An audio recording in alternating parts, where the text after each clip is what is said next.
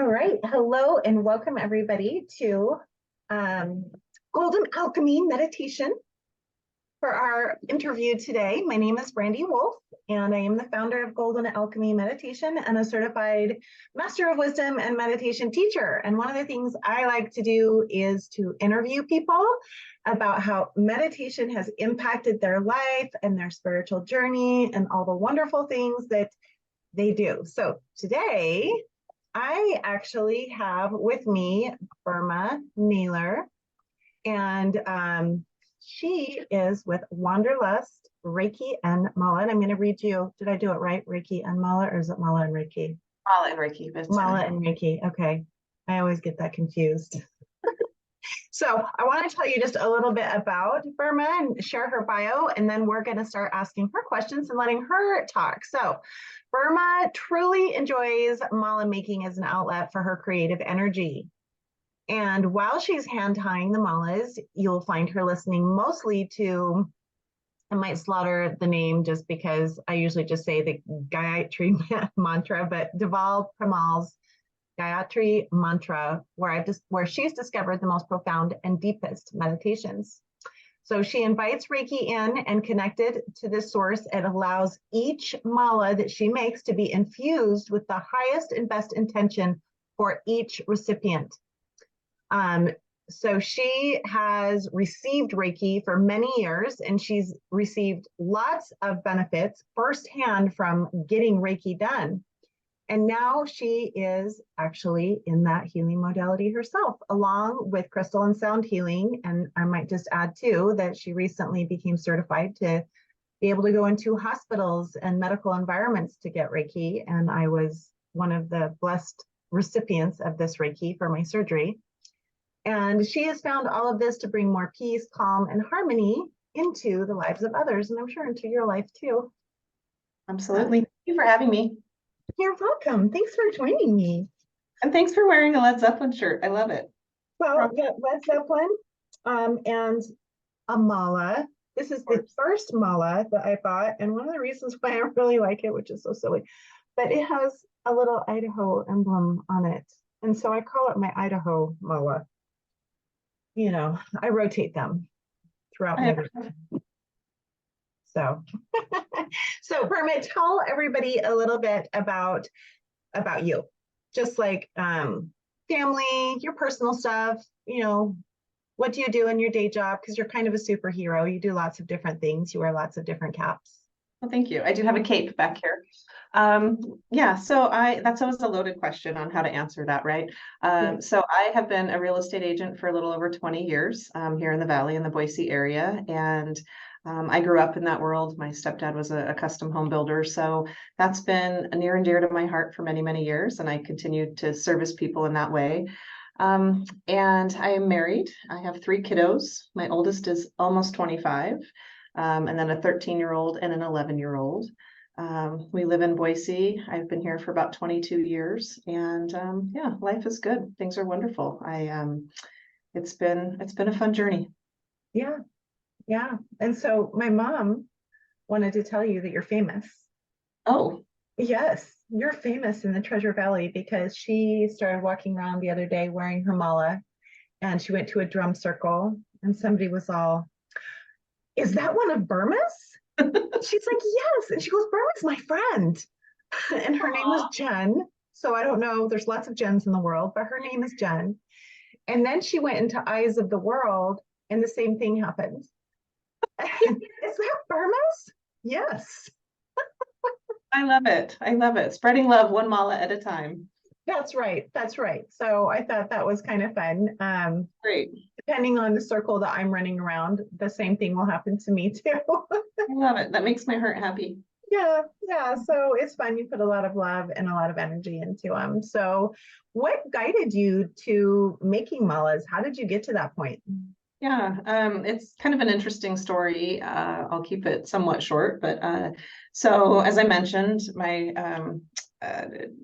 career, my path has been in a high stress environment, raising kiddos, and I didn't have any sort of creative outlet. I really didn't. We, would go on family vacations, but it was usually to visit my parents in Montana. And finally, in December of 2019, we went on a family vacation for Christmas down to southern Baja. And I really wanted an opportunity to reset. So I turned my phone off for 6 days. I had people watch my business, no pictures, no texting, no internet, no anything for the first 6 days that we were there. And Beautiful. where we were staying was on the ocean, and the whales are migrating and had just given birth. So there's little baby whales. There's baby sea turtles that are hatching. It was just magic. And it completely was an opportunity for me to reset. And in a nearby little town, I went into this really great little shop, and they had all kinds of really neat things. And I was really, really drawn to the malas that were there. And I was familiar with malas a bit, but there was something about these that were just really special. So I bought several. And when I went to pay for them, the gal at the checkout counter was just the cutest thing ever. And she was so excited. And she said, "My mom makes these. Tell me about yourself," because she loves it when I go home and tell her that somebody bought her malas, and she loves to hear the story. So I shared a little bit about myself and went about my day. And I wore it. I used it in meditation, and I'm sure we'll talk about that here in a little bit. And it really just felt good. And that trip going to Baja really planted seeds in me that were ready to be planted, ready to be watered. And I continued to go back to Baja quite a few times since then. And in one of my follow-up trips, I met the woman that makes them. She was doing a little Saturday vendor event, and I was so excited to meet her. Her name is Susie. And I had it on and shared my story with her, and we became friends. And I took a workshop from her and learned about how to tie them, the intention behind them. And then I just kind of went a little crazy with them. I ordered a lot of beads, a lot of beautiful crystal beads. And I needed, truthfully, in all seriousness, my soul needed a creative outlet. And I'm just not patient enough to learn the guitar or take a painting class. But I love crystals and I love stones, and getting to work with them, feel them while creating something. So I ordered many, many, many, many beads, and I started tying them for hours and hours a day. And I would go into meditation, listening to, as you mentioned, the Gayatri mantra. It's the compassion mantra. And I needed self-compassion. I needed compassion for others. And it's just a beautiful, beautiful mantra. So I would listen to that for hours and hours, and just tying them and making them. And truthfully, I hadn't experienced anything like that in this lifetime, where I felt the way that I did, where I felt so free and I felt so connected. And I gifted them to a few people. My husband would come and check on me and make sure that I was okay, because I was in my little crystal space for a really long time, just tying knots and chanting and reciting mantra and singing. And it was just a beautiful, beautiful experience. And so I would even sit in the dark with a headlamp on at night and tying them over and over. So yes, my family would check on me to make sure I was okay. And I gifted them to a few people. And it was really a beautiful experience to watch somebody accept that mala. And I had never made anything that anybody would ever want. I had never gifted anything that I had made before. And it really opened up something inside of me. And the rest is kind of history, how it all has happened in the last year or so. Oh, that's beautiful. That's really beautiful. It's like divine timing. Yeah. With it, it's just exactly the time you needed it to come into your life, and now you're famous. And now I'm famous. And now you're famous. So now you also do Reiki. So that's been a big part of your journey too. So you do these malas, and people can order from like your website, or they find you at events, or they just know you, or, you know, a myriad of different ways of connecting with you for that. But Reiki is a huge part of your life. And that's kind of relatively new as well, as far as just giving it to others. Yeah, it is. I've been on the receiving end for probably 20 years or a little bit more. Mhm. So I know firsthand the benefits that it brings. And to be honest, I never really had an interest in becoming attuned to Reiki. I receive really, really well. And naively, I thought, man, if I kind of knew what was going on, maybe I wouldn't receive it as well. So I just never saw myself in that role.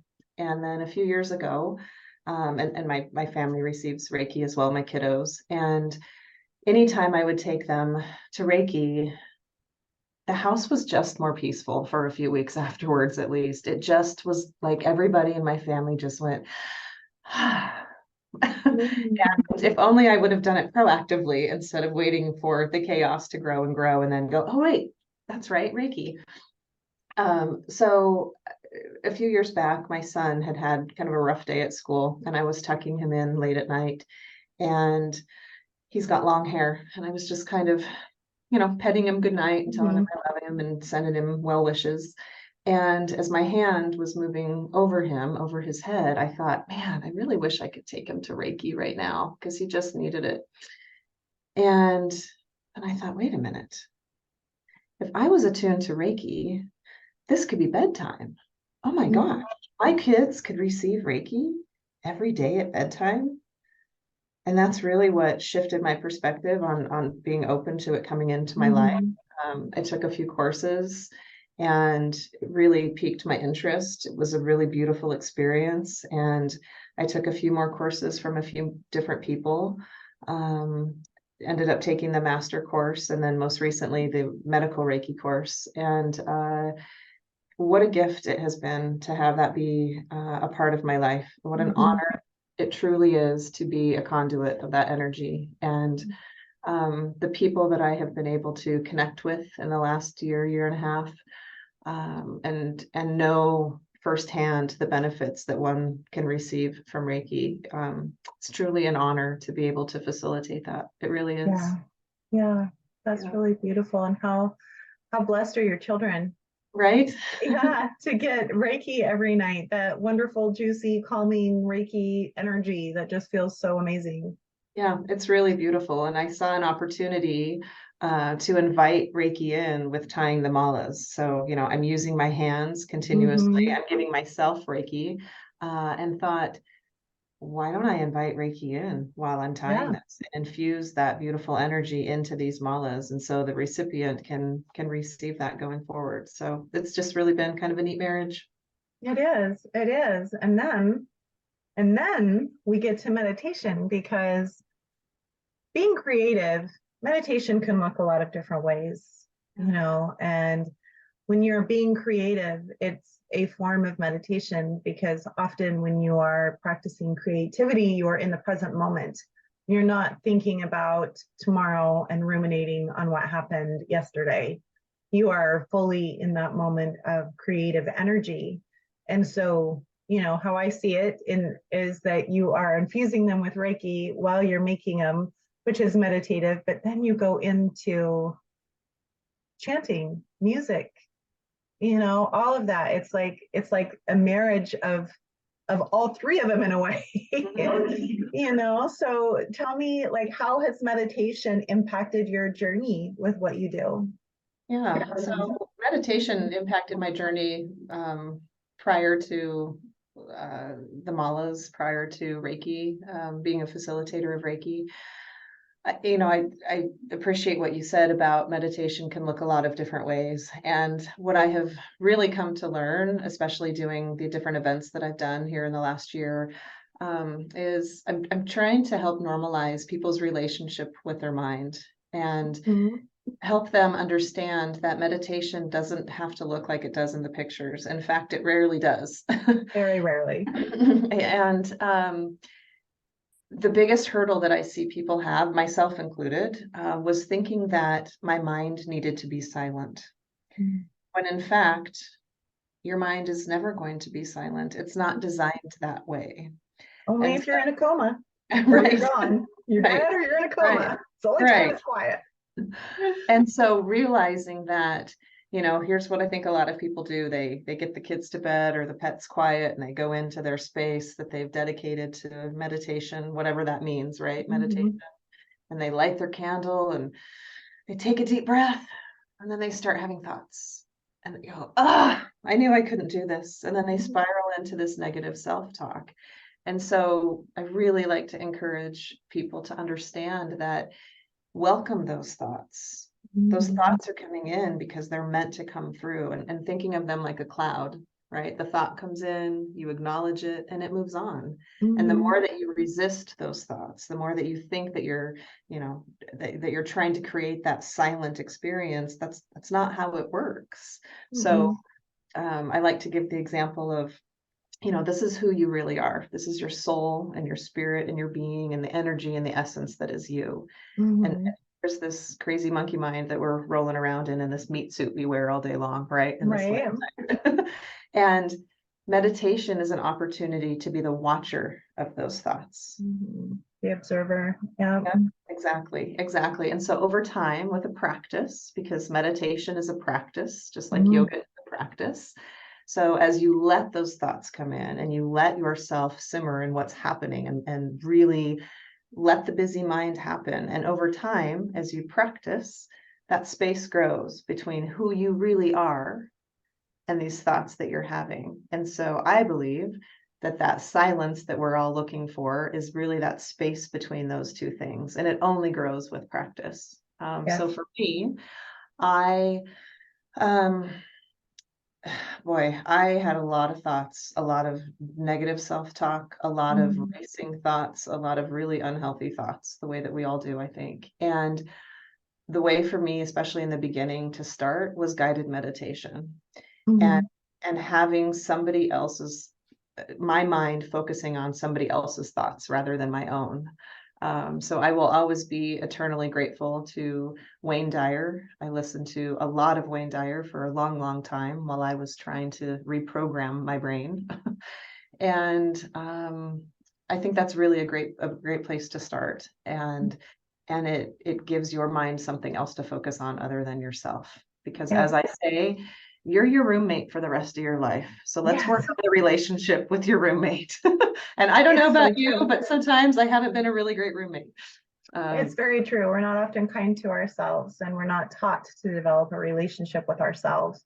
We're taught to develop, we think about, going back to childhood, have a good relationship with your siblings if they were in the picture, your caregivers, your parents, whoever it is that's taking care of you, your grandparents, your teachers, your classmates, do things for them, do things for them. And that's all wonderful and that's beautiful.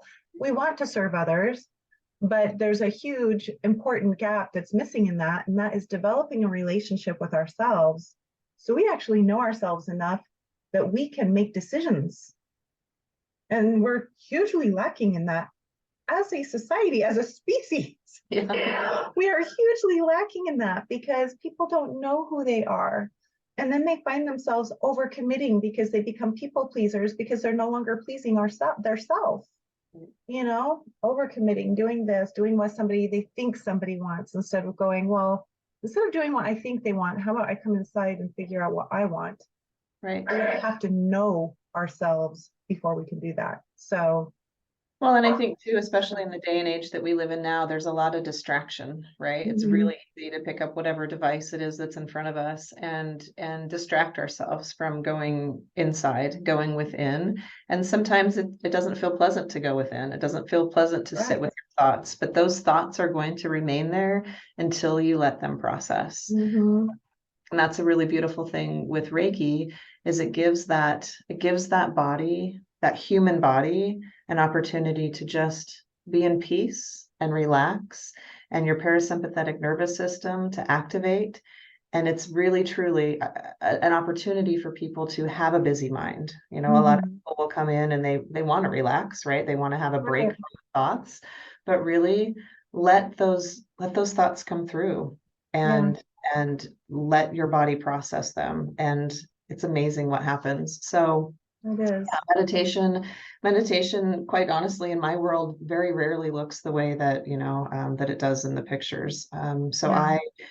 There are times, there are seasons where I have a dedicated time, but I find myself, I struggle with that. I struggle with Mhm. routine. And so rather than resisting that and then going into negative self-talk because I didn't set aside time for self-care, it just comes when it comes. Mhm. In all honesty, I was at a concert last night and I found myself meditating during that experience. So not only was that music flowing through me, but I didn't have a mala on. I was doing a simple finger roll meditation. So as I was, listening to very loud music, I was in meditation. So you can be Mhm. pushing a cart through Target in meditation, go for a walk. Mhm. Walking meditations are beautiful. So Mhm. there's really no wrong way to do it. If your intuition True. and your body is telling you that that's what it needs, then do it. Mhm. Yeah. Yeah. There's a lot of ways to meditate. That is for sure. That is for sure. And the chatter is one of the biggest myths. And I'm glad you talked about that because it really is one of the biggest myths about meditation is I can't stop the chatter though in order to meditate.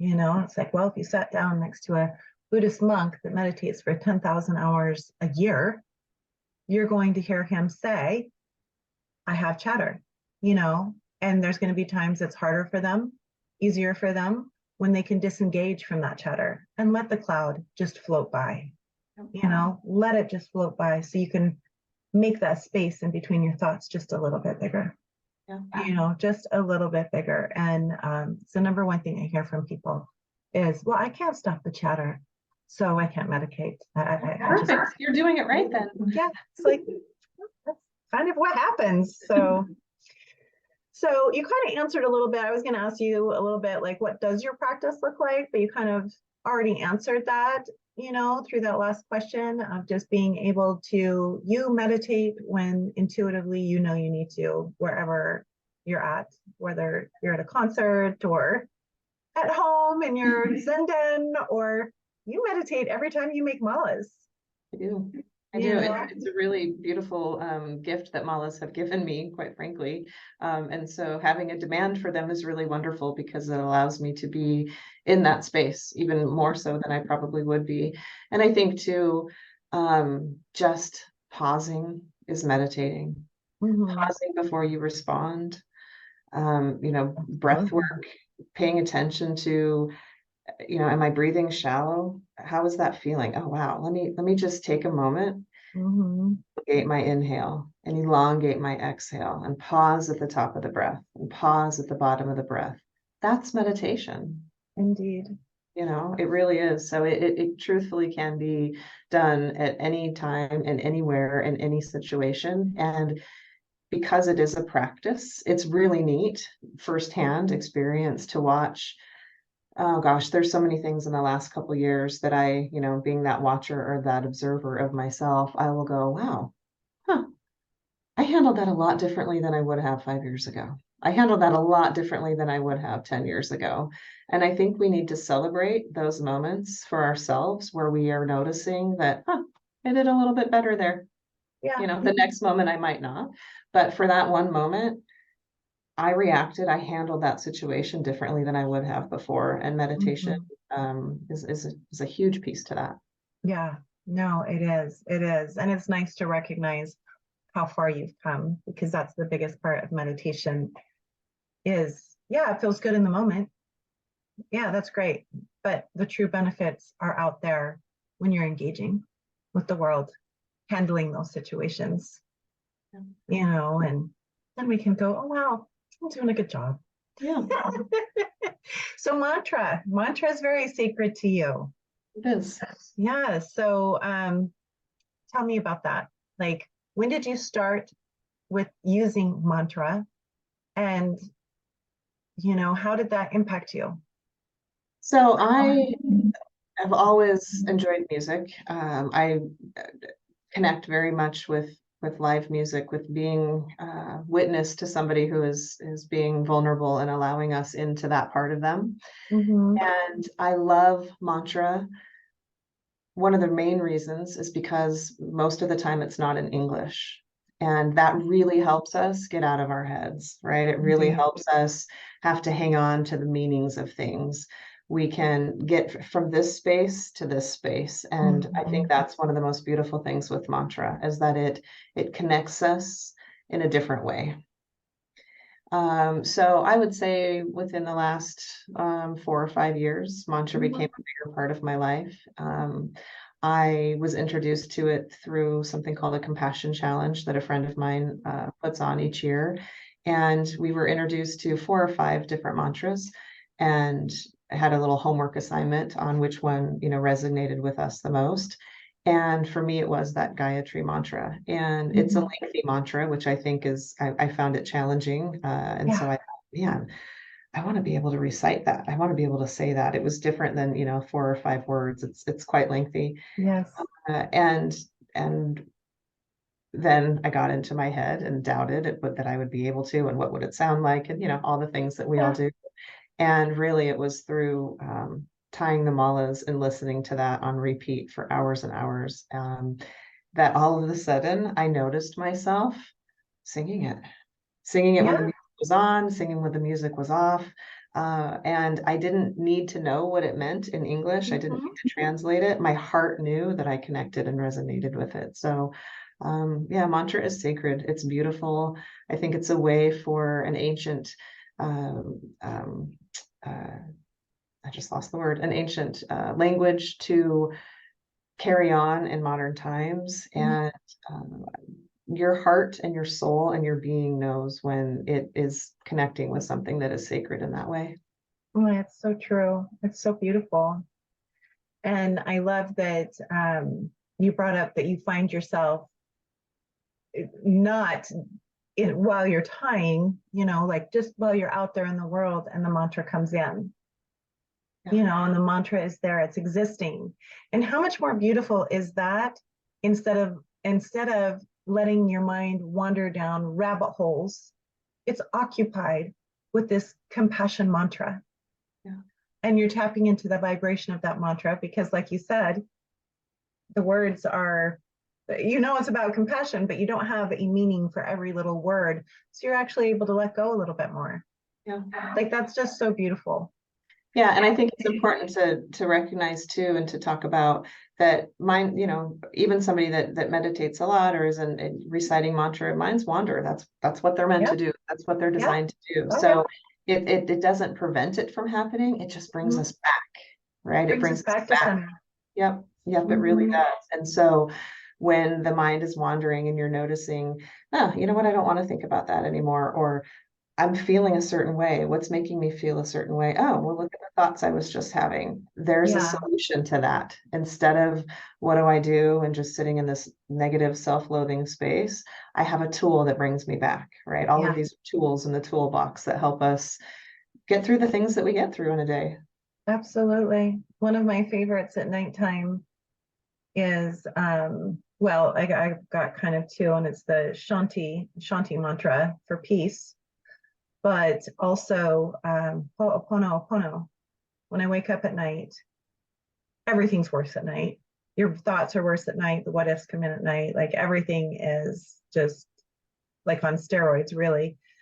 But when I wake up at night, just being able to, I'm sorry, please forgive me, thank you, and I love you. Yeah. Just being able to go into a mantra like that, it just goes, okay, let's stop all of these ludicrous thoughts that are meaningless, but causing me anxiety.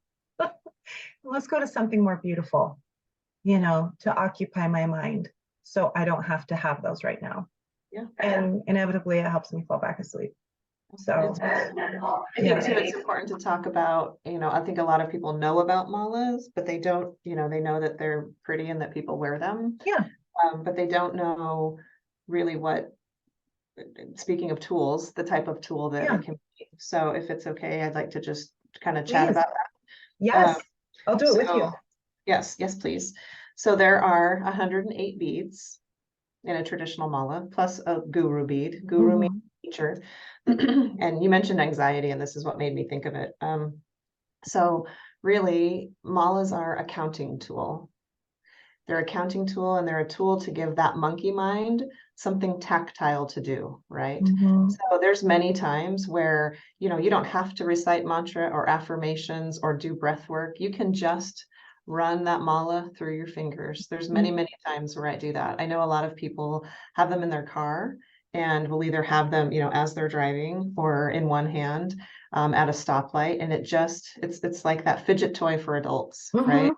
It just Yeah. gives that's something tactile to do. So you start on either side of the guru bead. And I'll say too, there's no wrong way to do this, but Mhm. traditionally you start on either side of the guru bead using your thumb and your middle finger, as your index finger represents ego.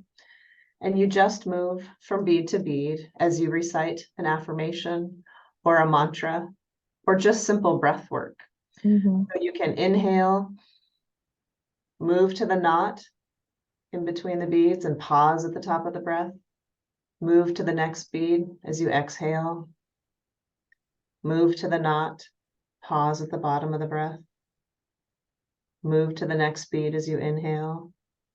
And if you do that about twice around on a mala, it's about a 10-minute meditation. And I think that's a really great way to start when you maybe aren't familiar with affirmations or familiar with mantras. Maybe you want to get there, but I think breath work is always wonderful. But I think it's a really Mhm. bridge too for somebody. We're all breathing, right? Right.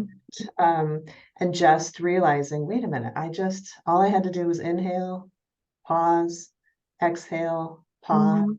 And I just meditated for 10 Yeah. minutes or 5 minutes or 30 Yeah. seconds and just building that muscle, right? That space between. You did a little bit of practice that gives you a little bit of space to be the watcher or the observer. So, and then of course, being crystal or gemstones or wood, you're going to receive the benefits, the energetic and vibrational benefits from Mhm. each of the stones, and you just can't go wrong.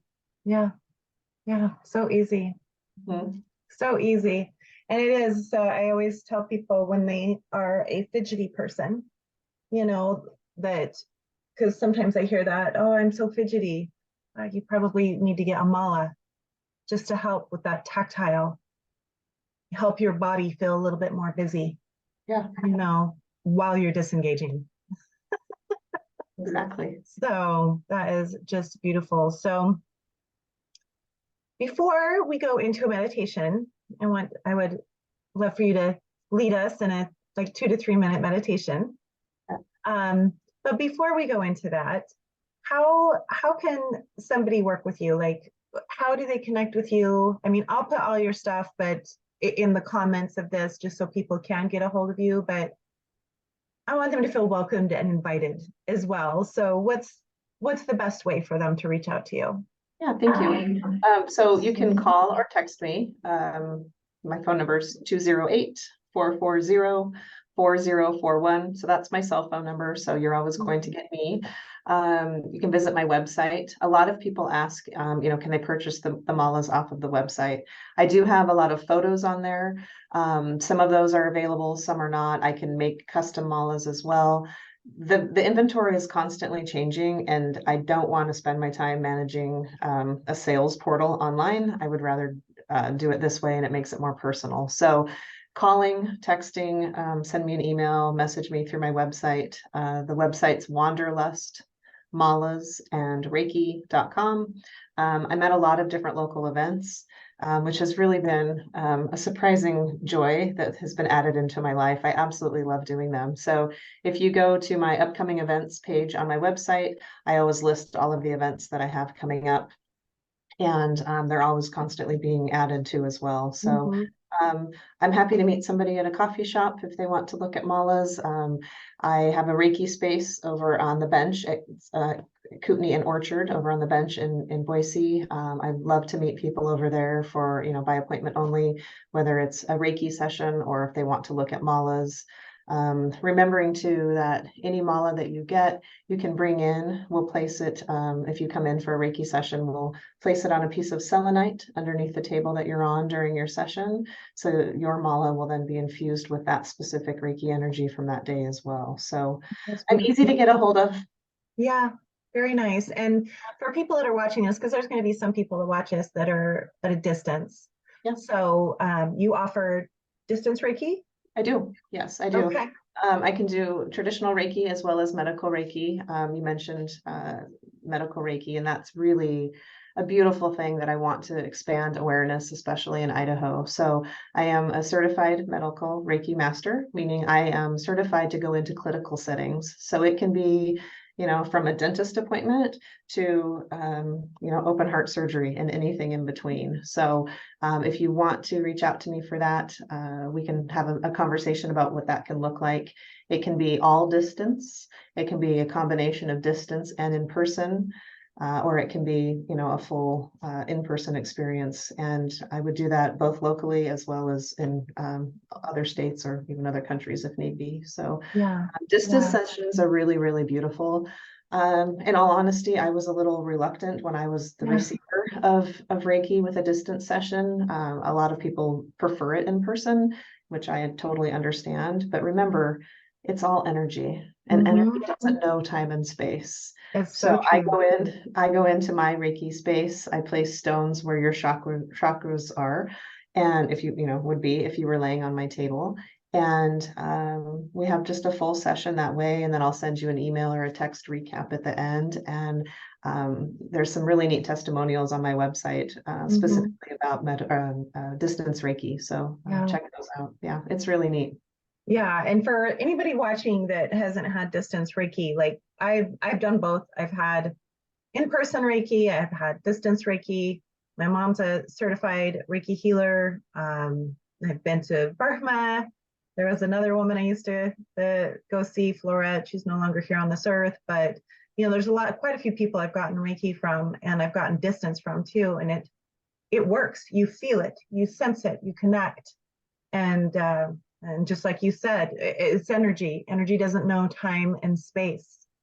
And I have a dog that's actually a Reiki junkie, and he now thinks he's giving me Reiki. I think he's trying to teach himself, honestly, because he asks my mother for Reiki whenever he doesn't feel good.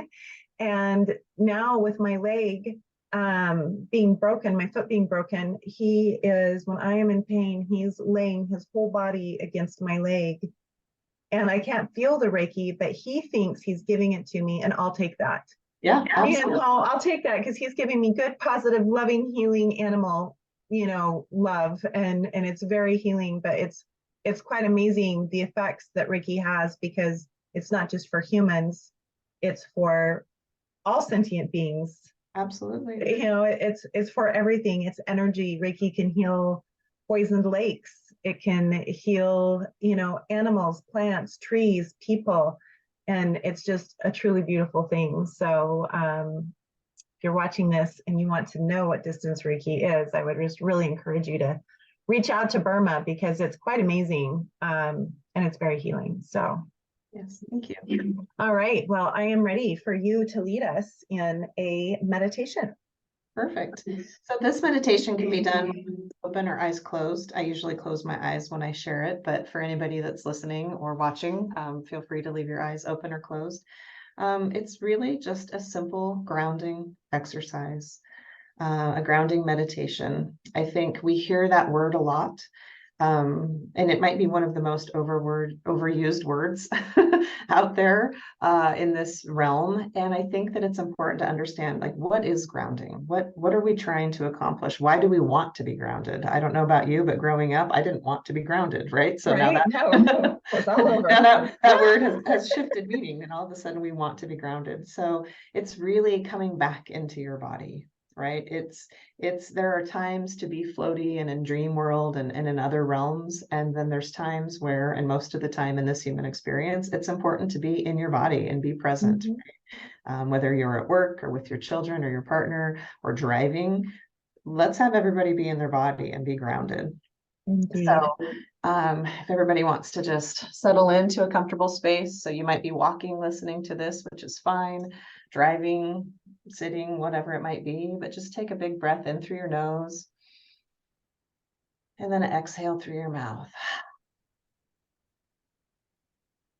Another big inhale and an exhale. And we talk about the root chakra.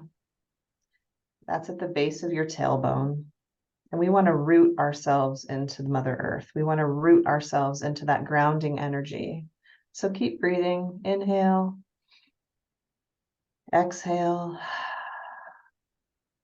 And with every exhale, we're going to picture a rope or a big tail coming out of our tailbone and going down into the earth. So keep breathing. Inhale and exhale. Push that rope down. And we're going to drop it down all the way into the center of the earth. It's going to go down through our feet, down into the floor or the ground, down through the earth's surface. With every exhale, push it down further.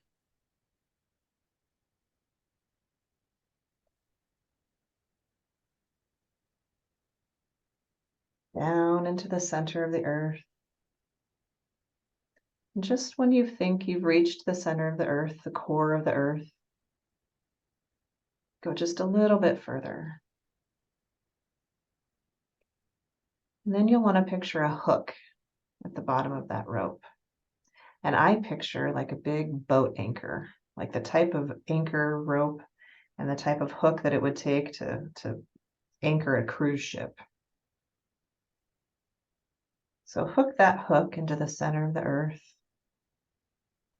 and pull it up, yank it up just a little bit to make sure that it's connected, make sure that the rope is taut. And once that's connected, with every inhale, you're going to breathe in Earth's energy. Pull that Earth's energy back up through that rope. Up through the center of the earth. Up through the core.